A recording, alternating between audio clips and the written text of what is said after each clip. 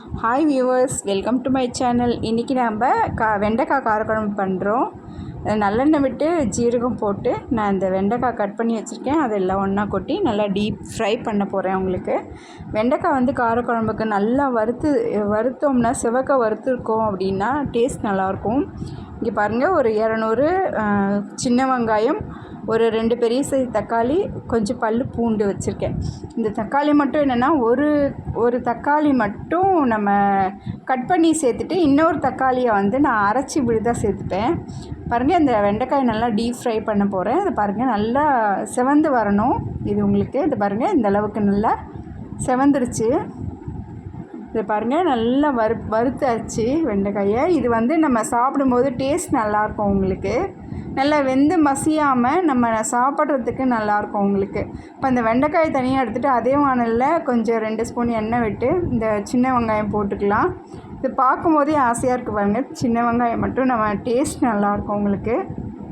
Suppose இல்லை முடியல அப்படின்ற பட்சத்தில் பெரிய வெங்காயம் கொஞ்சம் பொடியாக நறுக்கி சேர்த்துக்கோங்க. இங்கே பாருங்கள், நல்லா வதக்கிட்டே இருக்கேன். உங்களுக்கு கொஞ்சம் ஓரளவு வதங்கினா போதும். இது என்னென்னா ரொம்ப பொன்னிறமாக லைட்டாக அந்த செவந்தால் போதும் உங்களுக்கு. ரொம்ப வதக்கினிங்கன்னா அப்படியே நல்லா குழஞ்சி போயிடும். இந்த பாருங்கள், ஒரு எலுமிச்சம்பழம் சைஸ் அளவு புளி நம்ம எடுத்து நல்லா கரைச்சிக்க போகிறேன். அது நமக்கு கரெக்டாக இருக்கும். எனக்கு அது கரைக்க வெந்நீரில் கொஞ்சம் ஊற வச்சிட்டோன்னா சீக்கிரமாக கரைஞ்சி வந்துடும். இந்த தக்காளியை வந்து நம்ம ஒரு பாதியை நான் இது மாதிரி போட்டுட்டு மிச்சம் இருக்க ஒரு பாதியை நான் வந்து அரைச்சி அதை விழுதாக சேர்த்துப்பேன். பாருங்கள், தக்காளியும் வெங்காயம் நல்லா வதங்கியாச்சு. இப்போ இந்த அரைச்ச அந்த தக்காளியையும் சேர்த்து ஒரு 2 வதக்கணும்னா அந்த பச்சை வாசனை வந்து உங்களுக்கு தக்காளியோட பச்சை வாசனை போயிடும் உங்களுக்கு. பாருங்கள், அப்போ வந்து நமக்கு காரக்குழம்பு வந்து நல்லா கொஞ்சம் திக்னஸ் கிடைக்கும். டேஸ்டியும் வந்து உங்களுக்கு நல்லாயிருக்கும் உங்களுக்கு. இது நல்லா வதக்கியாச்சு. இப்போ நான் என்னென்னா ஒரு 3-4 ஸ்பூன் வந்து நான் காரக்குழம்புன்றதுனால எங்கள் வீட்டில் வந்து மிளகாத்தூள் வந்து கொஞ்சம் ரொம்ப காரம் இருக்காது, கரெக்டான ஒரு இதாக இருக்கும். அதனால் கொஞ்சம் காரம் நம்ம எண்ணெய் விட்டு சேர்க்குறோன்றதுனால நல்லாயிருக்கும் உங்களுக்கு. அந்த ஸ்பூனால் நான் 4 ஸ்பூன் வந்து போட்டிருக்கேன். ஏன்னா குழம்பு வந்து நிறைய வெங்காயம் எல்லாமே நிறைய வைக்கிறதுனால அந்தளவு கரெக்டாக இருக்கும். நம்ம இப்போ வறுத்து தனியாக எடுத்து வச்சிடணும் இல்லைங்களா. அந்த வெண்டைக்காயும் ஒன்றா போட்டுட்டு இப்போ நல்லா ஒரு கலரி விட்டுட்டு இதில் நம்ம இந்த மிக்சியில் தக்காளி அரைச்சோம் இல்லையா, அந்த தண்ணியை நான் அதில் ஊற்றிக்கிறேன். அதுக்கப்புறம் கொஞ்சம் போல் தண்ணி விட்டு நல்லா கொதிக்க விடுங்க.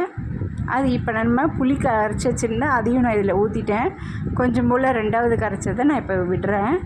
பாருங்கள், அடியில் தங்கியிருக்க அந்த எடுத்துடுறேன். அப்படியே இதை ஊற்றிட்டு நல்லா கொதிக்கணும்.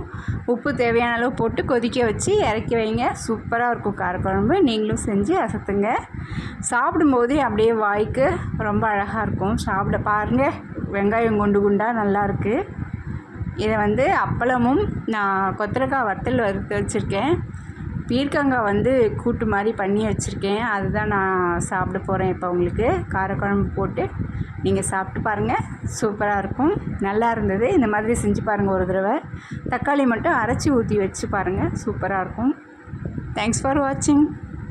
நம்மளோட சேனலை சப்ஸ்கிரைப் பண்ணாமல் பார்க்குறீங்க, சப்ஸ்கிரைப் பண்ணுங்கள், ஷேர் பண்ணுங்கள், லைக் பண்ணுங்கள். தேங்க்ஸ் ஃபார் வாட்சிங்.